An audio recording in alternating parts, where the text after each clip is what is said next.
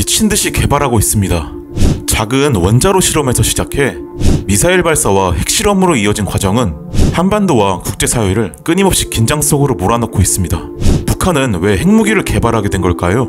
북한의 핵개발 역사는 단순히 최근 20년 동안의 일이 아니라 6.25 전쟁 이전부터 외부 위협에 대한 불안에서 시작되었습니다. 일본이 패망하는 과정에서 히로시마와 나가사키에 미국에 의해 원자폭탄이 투하되는 모습을 목격한 경험과 6.25 전쟁 당시에는 미국의 트루먼 대통령이 한반도에서 핵무기 사용 가능성을 언급하면서 미국의 공습으로 북한 전역이 황폐화되는 경험을 했기 때문에 북한 지도부는 이를 직접적인 위협으로 받아들였고 핵무기의 필요성을 뼈저리게 느끼게 되었습니다. 이 과정에서 인민무력부 산하 핵무기 방위부대를 설치하고 핵개발 계획을 구체화하기 시작했습니다. 휴전 이후에도 미국의 전술핵 배치와 위협에 대응해 원자 및 핵물리학 연구소를 설립했으며 소련과 핵연구 및 원자력 협정을 체결하는 등 핵개발을 위한 기반을 구축하기 시작했습니다. 1962년 소련이 쿠바에 핵미사일을 배치하면서 미국과 극한의 대치 상태에 놓였지만 소련은 미국과의 직접적인 충돌을 피하기 위해 결국 협상을 통해 철수할 수밖에 없었습니다. 만약 한반도에도 비슷한 상황이 발생하면 북한은 소련이 자신들을 보호해주지 못할 거라 직감했고 이후 영변의 핵개발을 위한 핵단지를 조성하고 소련과 이집트에서 스커드 미사일을 도입하면서 주체 사상을 바탕으로 핵보유를 본격적으로 추진했습니다. 1980년대 중반에는 원자로 건설과 우라늄 탐사, 플루토늄 추출 등 북한은 자체 기술 개발에도 박차를 가했습니다. 이 시기 북한은 핵 확산 금지 조약인 NPT에 가입했는데 이는 표면상 평화적 핵연구를 명분으로 삼으면서 실제로는 소련으로부터 군사적이나 경제적 지원을 안정적으로 받기 위한 전략적인 선택이었습니다. 그러나 1989년 프랑스 위성에 의해 북한의 핵시설이 공개되면서 국제사회는 본격적으로 북핵 문제에 관심을 가지기 시작했습니다. 얼마 뒤 소련의 붕괴로 장기간 이어져 오던 냉전이 종식하자 북한은 소련의 지원 없이 스스로 국가 안전을 확보해야 했고 그 유일한 대안으로 핵개발을 선택했습니다. 1990년대 초 북한은 미국의 전술핵 철수와 한반도 비핵화 공동선언을 논의하는 협상에 참여하면서 NPT 가입국으로서 IAEA의 사찰을 받게 됐지만 영변 핵시설 사찰 과정에서 북한이 제출한 자료와 실제 핵물질이 일치하지 않으면서 갈등이 발생했습니다. 북한은 IAEA를 미국의 사주를 받은 기관이라며 비판했고 핵시설에 대한 재사찰을 수용하는 조건으로 주한미군 기지 사찰도 요구하며 벼랑 끝 전술을 이어갔습니다. 이러한 상황 속에서 1993년 북미 양국 지도부 교체와 맞물려 1차 북핵 위기가 시작되었습니다. 고령의 김일성으로부터 권한을 넘겨받은 김정일은 집권 초기 자신의 리더십을 확립하기 위해 강경 노선을 택하며 북한은 IAEA의 핵시설 사찰을 계속 거부했고 준전시 상태 선포와 NPT 탈퇴 선언으로 미국과 한반도를 긴장시켰습니다. 한국은 노태우 정부에 이어 김영삼 정부가 들어서면서 유화책과 강경책을 병행했지만 북한의 위협이 지속되면서 핵무기를 가진 나라와 악수할 수 없다는 강경 입장을 유지했습니다. 미국은 북미 회담을 통해 북한이 NPT를 탈퇴하지 않고 핵무기용 플루토늄 생산을 포기하는 대가로 무기 개발에는 부적합하지만 전력 생산 효율은 훨씬 좋은 경수로 원자력을 제공하겠다는 제안을 했지만 북한은 핵 포기 요구로 받아들이며 한 발도 물러서지 않았습니다. 1994년 북한이 핵 연료봉을 제거해 플루토늄 확보에 나서자 미국이 한국에 패트리어트 미사일을 배치하며 군사적 긴장이 최고조에 달했지만 클린턴 대통령은 제2차 한국전쟁이 발발할 것을 우려해 지미 카터를 특사로 임명해 방북하면서 북한과의 회담 재개의 실마리가 마련되었고 남북 정상회담 논의까지 이어졌으나 김일성의 갑작스런 사망으로 무산되었습니다. 비록 남북 정상회담은 무산되었지만 다행히 북미 간의 협상은 끊기지 않았고 긴 협상 끝에 제네바 협의가 체결되었습니다. 북한은 영변 핵시설 동결과 IAEA의 사찰에 동의했고 미국은 경수로 건설과 중유 공급을 약속하며 이로써 제1차 북핵 위기는 일단락되었습니다. 하지만 북한이 기만과 협상을 병행하는 외교 전략을 펼치자 경수로 건설과 대북 지원은 반복적으로 지원되었습니다.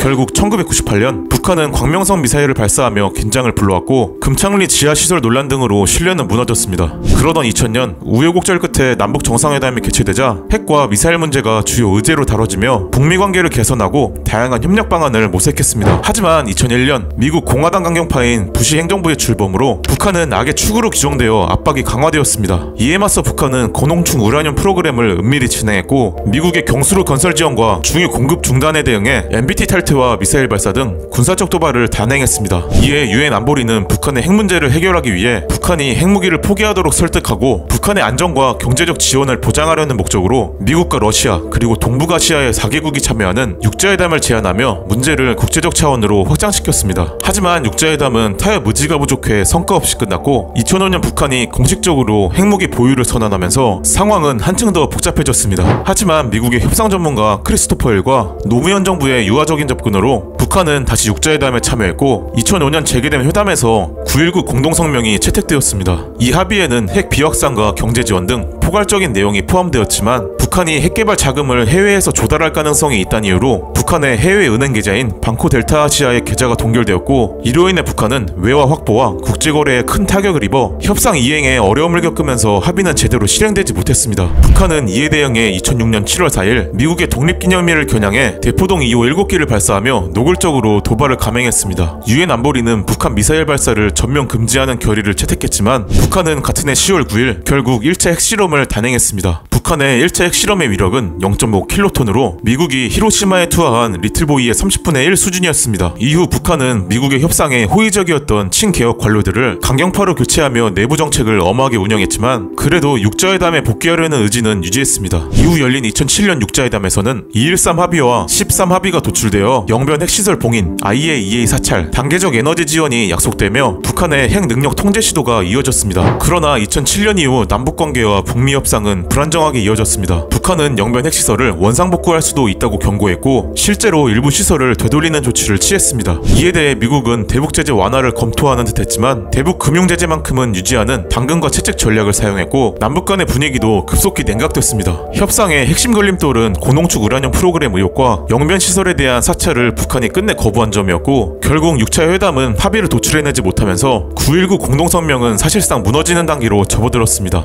2009년 북한은 결국 우려하던 2차 핵실험을 감행했습니다. 이 실험을 계기로 북한은 군사행동의 강도를 높이기 시작했고, 이후 2010년에는 천안함 사건과 연평도 포격 같은 군사도발이 연달아 터졌습니다. 동시에 우라늄 농축시설을 실제로 돌리고 있다는 사실을 공개해 핵 능력이 계속 확장되고 있음을 드러냈습니다. 2011년 김정일이 사망한 뒤에도 흐름은 멈추지 않고 김정은 체제가 들어선 직후부터 김정일이 그랬던 것처럼 내부 결속의 필요성과 국제사회를 향한 강력한 경고 메시지를 주기 위해 핵 미사일 개발은 오히려 더 빨라졌고, 이는 광명성 3호 발사와 3차 핵실험까지 이어졌습니다. 2016년 이후 북한은 4에서 6차 핵실험과 화성 14형 ICBM 발사를 통해 핵 능력을 사실상 실전 단계로 끌어올렸습니다. 고체연료 미사일이나 SLBM 등 각종 발사체를 완성하고 핵탄두 소형화와 경량화를 이루며 실제 공격 능력을 갖춰나갔습니다. 이후 북한은 갑자기 풍계리 핵실험장을 폐쇄하거나 미사일 시험 중단 선언을 하는 등 국제사회를 향한 평화적 메시지를 주는가 싶었지만 IAEA와 민간 위성 분석에서는 여전히 핵시설은 가동 중이었고 플루토늄과 우라늄을 이용한 새로운 핵무기 개발을 멈추지 않고 있었습니다. 2021년 조선노동당 8차 대회에서 김정은은 핵 전력을 더 발전시키겠다는 의지를 더욱 굳건히 하며 핵무기 사용 조건을 대폭 넓힌 핵무력 정책법까지 제정하며 상대가 핵으로 공격할 때만 핵을 사용하는 것이 아닌 체제에 위협이 발생했을 때도 핵무기를 사용할 수 있게 만들었습니다. 2023년과 2024년에는 전술형 핵탄두 화산 31과 우라늄 농축시설을 공개하며 핵 프로그램의 지속적 확장을 과시했고, 그 결과 한반도의 긴장은 계속해서 높아지고 있습니다. 그러던 2025년 트럼프가 대통령에 당선되면서 한국이 핵추진 잠수함을 건조할 수 있도록 미국의 핵추진 기술 제공을 승인하며 한반도에 또 다른 중요한 변수를 던졌습니다. 이 잠수함은 핵무기를 탑재하는 것이 아니라 장시간 잠수 가능성 확보와 해양 감시 능력 강화를 목표로 하지만 한국은 핵 능력을 기술적으로 확장할 수 있는 또 다른 길을 열었고, 이는 북한 핵 문제에 대한 구도에도 새로운 변수를 추가했습니다. 이 결정에 대해 북한은 조선중앙통신을 통해 한미의 핵잠수의 계획을 대결 선언이라고 비난하며 즉각 미국에 대한 강한 반발을 하면서 이 행동이 핵 도미노 현상을 촉발할 것이라고 경고했습니다. 북한은 한국의 전략적인 핵잠수함 보유를 사실상의 핵 무장화로 가는 길로 여기며 이는 동아시아의 안보 균형을 불안하게 만든다고 주장했지만 사실 도미노를 먼저 넘어뜨린 것은 북한이었습니다. 수십 년 동안 이어진 북한의 핵개발은 협상의 전력이자 체제 유지의 도구가 되었고